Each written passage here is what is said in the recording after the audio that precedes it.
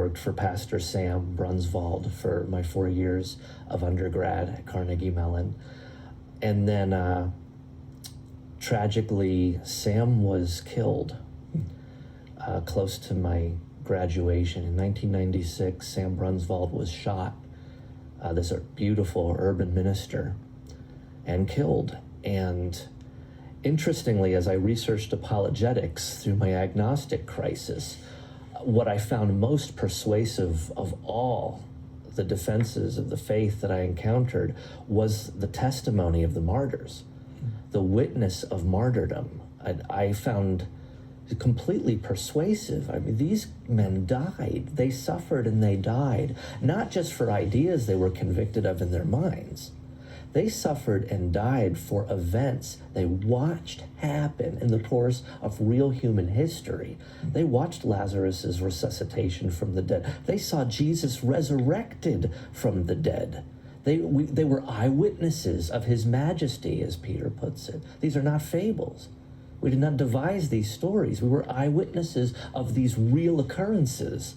As I think Tolkien puts it, the fantasy that's also nonfiction.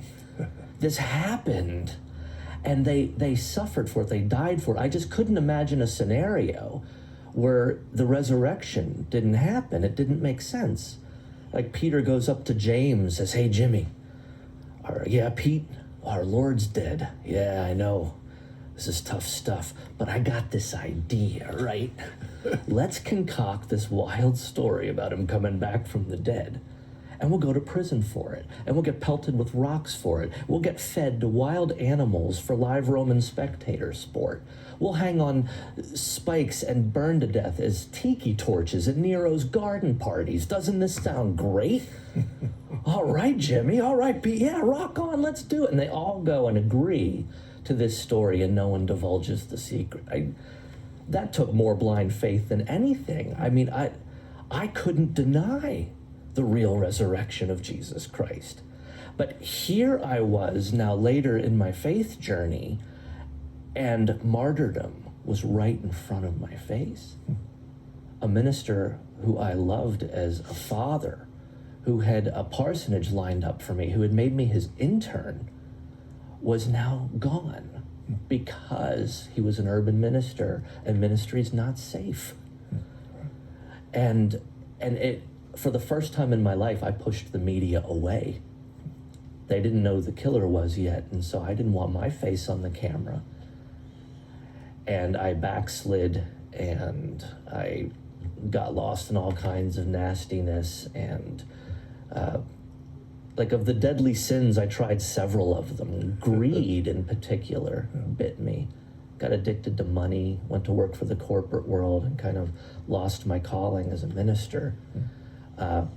But that's when Jesus encountered me yet again with what this is really about. I mean, this is not about, bags of fan mail and cash and high quality babes.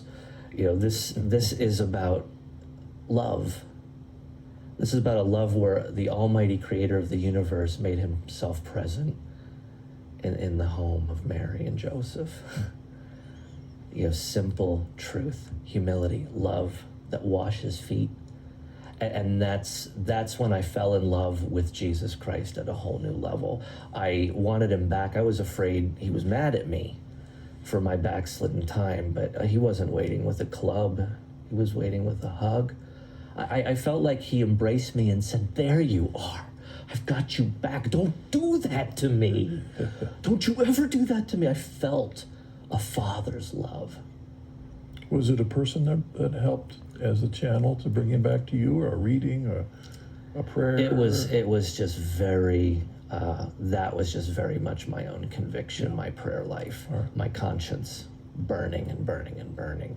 But the most interesting